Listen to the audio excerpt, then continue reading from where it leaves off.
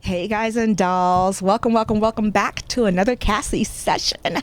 I'm excited. We are in a beautiful park in Douglassville, Georgia today because the SurThriver, Renee, said, hey, this is my safe space. So you know how we do. We take the couch to the survivor's safe place of choice and we give them an opportunity to share so they can start healing and living and moving into a healthy life after abuse. All right. So welcome to the couch, Renee. Well, thank you for having me on the couch, Chris. But of course, thank you for trusting us with your story. Absolutely. You know? So let's dive right in. You are a survivor of Domestic violence, sexual, physical, emotional, and spiritual abuse. You better list it. I love that because we all know that domestic violence, now called intimate partner violence, is not just physical, right? So how long have you been out of your situation?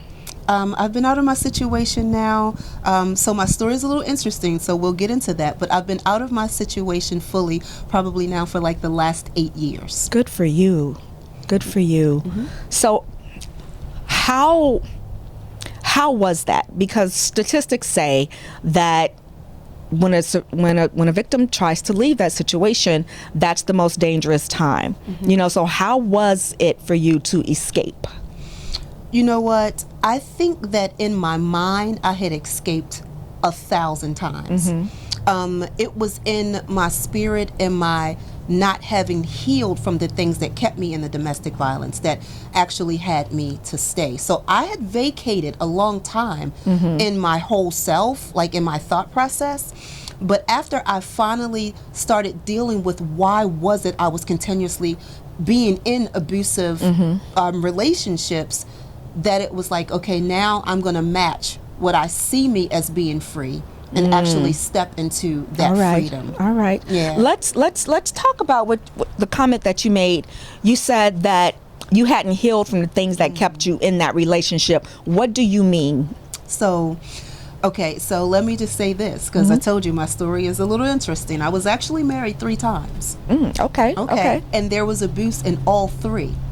Oh, yeah. The first one, there was sexual abuse, and I was actually married. So I didn't see it as sexual abuse or domestic violence at the time because I was married. And in being married and being in the church, I was taught that my body didn't belong to me.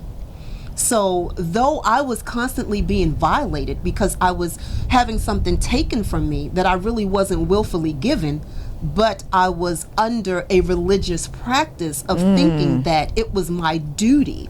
It was what I was supposed to do. So even though I knew that it wasn't right, because again, I wasn't offering something, it was actually being taken, I didn't even really see it as abuse. So because I have a background of sexual abuse with incest, molest, and rape, then I didn't see it as that, because again, I hadn't healed in that area to believe that my body was mine, that I did not have to give it to somebody. That's right. So that was the first experience, and I hadn't, like I said, I hadn't healed from that. Then the second marriage was a portion of spiritual abuse that we don't talk about much, but spiritual abuse and emotional abuse. You know, I had this individual who would curse me out on a regular, who would constantly degrade and demean me. But again, this was something that I was very used to. So that's what I'm talking about, how I hadn't healed from the little girl who was hurt. I hadn't healed from the abuse and the trauma that had taken place in my adolescence. So I kept attracting abusive men. Yes. Right. Yes. So again, that's the second journey, and then I got to the third journey. And I do kind of want to say this, Chris, that a lot of times when we are in domestic relationships or abusive relationships, when we think of domestic violence, we think of the physical abuse only. But by the time a person actually puts their hands on you, you've been abused long before that. Yes, they have broken you down.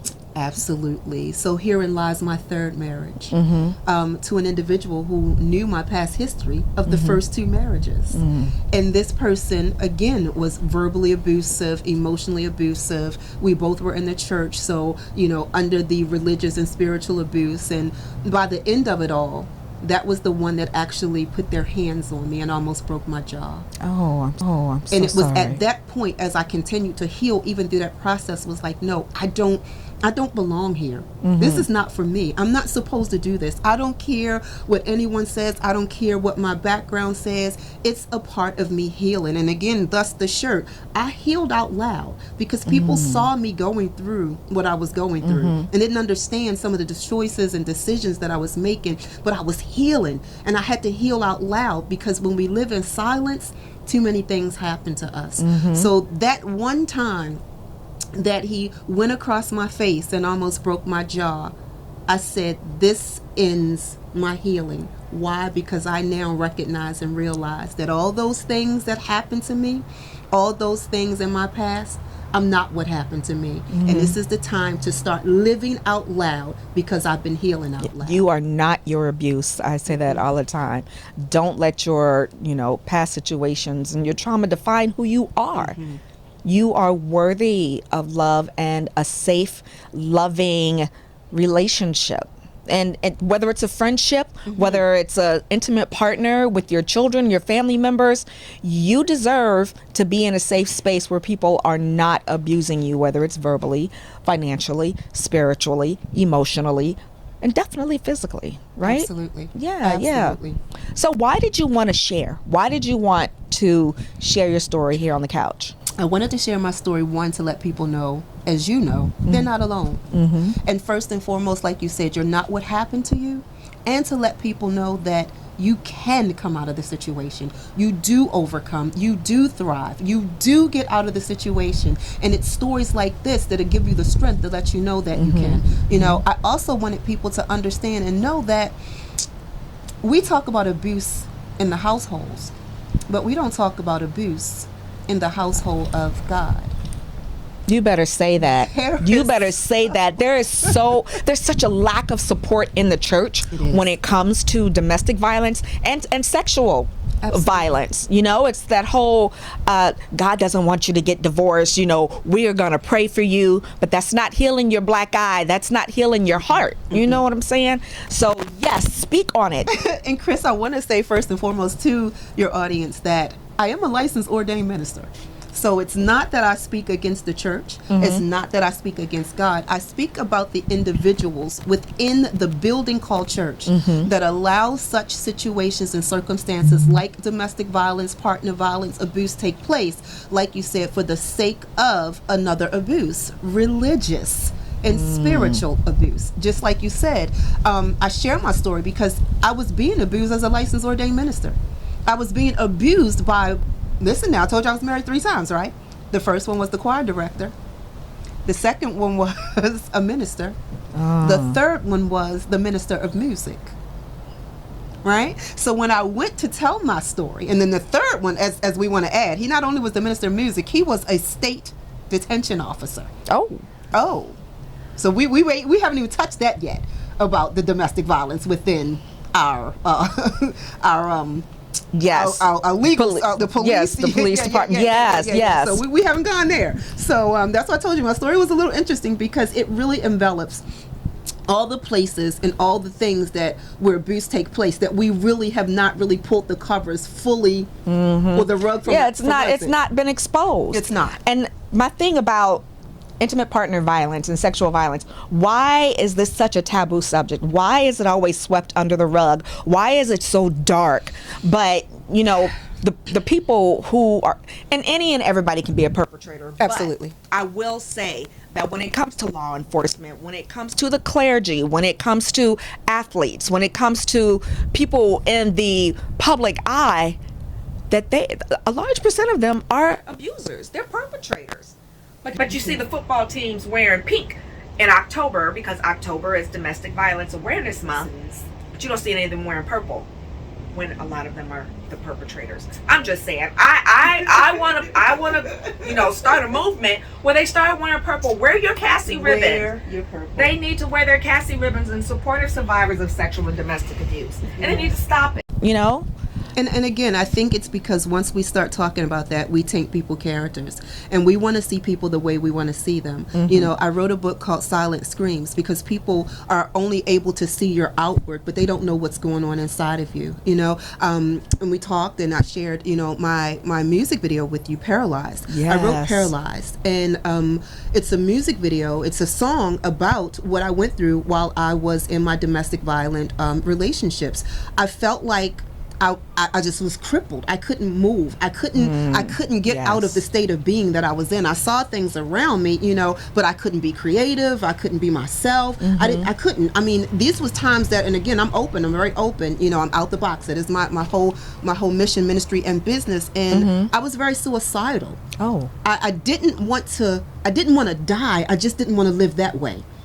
And that was that whole thing of being paralyzed. You know, it's like the paralytic state. You're still able and aware to see what's going on, but you're just not able to move. you can't do anything about it. Yes, yes. So about this video, I think we should see it. I think we should watch it. Let's watch it. All right, here's Paralyzed by Renee.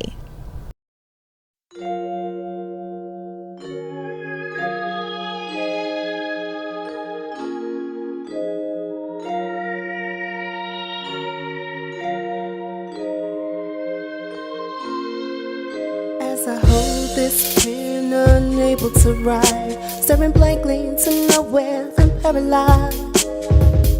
Thoughts running through my mind, but words won't emerge because I'm paralyzed. Where did I go wrong? Hope this feeling don't last for long.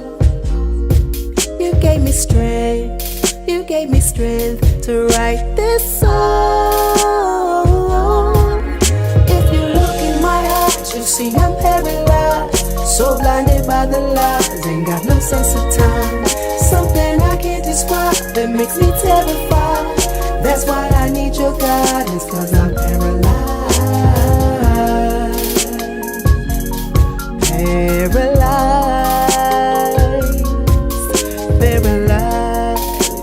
That was powerful. Oh, thank you, Renee. That was powerful, Wow, thank you. Renee. And your gifts, you have so many gifts and talents. Oh my gosh. So you are a licensed therapist. I am. Well, right? not a license. I Okay. am an impartation strategist, and I have 25 plus years. Hold on. Impartation strategist. Now, I know I'm not the only one that doesn't really know what that means. So I'm going to go ahead and expose my ignorance and say, what's that? I love it. So this is how I describe what an impartation strategist is. Okay. I first tell you what it's not. I'm not a life coach because I'm not the giver of life. So I can't coach you on something that I didn't give you.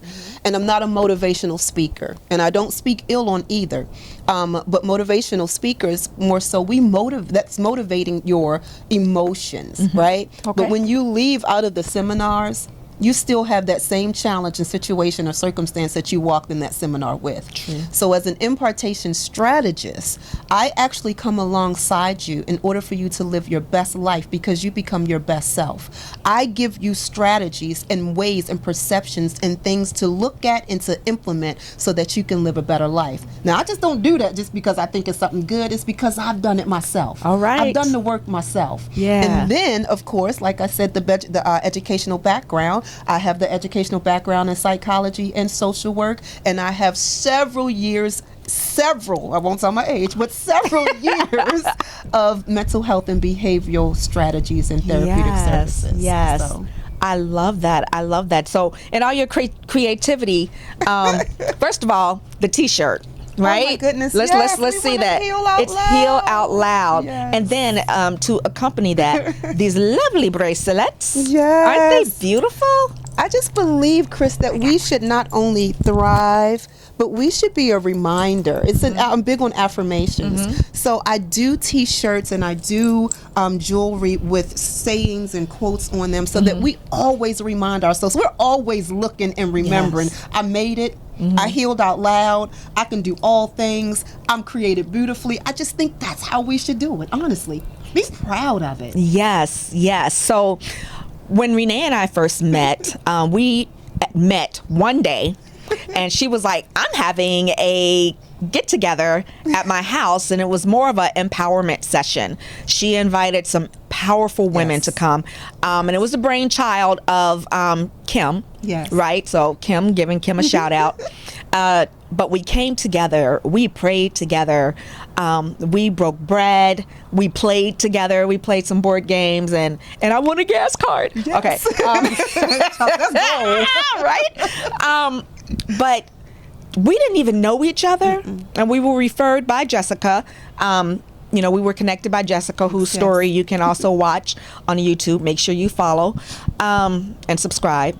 But we just had this, we have so many things in common. It's crazy.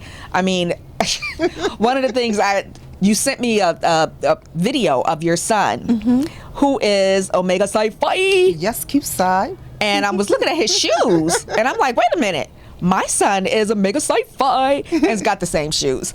I know you're like, that don't mean nothing, but there's so many experiences in our life. Yes, we're both born in a day apart, day or two apart. Yeah, that's. It was just this connection, and I'm drawn to you because you have this energy, Renee. You have this spirit that is so warm and welcoming. I mean, you share these motivational videos with me, just giving me the word and giving me encouragement and hope each day, and I really appreciate that. Not to mention your creativity, and I watch your videos, and you're so darn cute, girl. Oh, thank you. You're so darn cute. But it's inspiring, especially to those who've been subjected to power-based personal violence, specifically domestic and sexual abuse.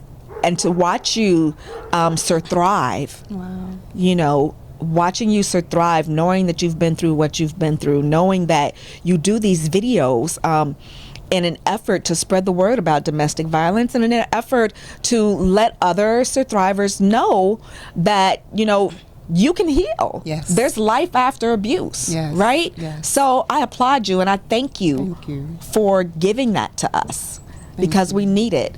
And if you're a survivor, you know someone who's been hurt, share these videos with them.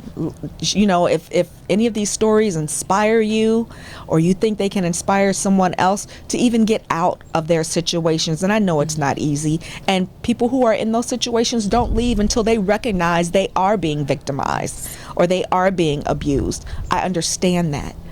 But just show your love, because you can't talk people out of that relationship, and just share and let them know that people have come out, and it's okay to leave. And right? one of the things I focus on, because you just said something very powerful, I never coach or speak to people out of their relationship. What I do is I speak to the healing in oneself. I said that at the beginning, that it was through my healing that I realized that wasn't what was for me. That was not my lot for my life. That was not what I was supposed to settle with, because I realized how great I was, even through the circumstances and situation. And that's why I share so many inspirational things on my IG. And if you have my personal number, I send them to you in email. Yes. I mean, on text messages a lot. Yes. Because I feel like we feel overwhelmed when we're in those situations. So I, for lack of better terminology, overwhelm people with positivity, with building on and pouring into, because a lot of times we find ourselves in places because we're empty.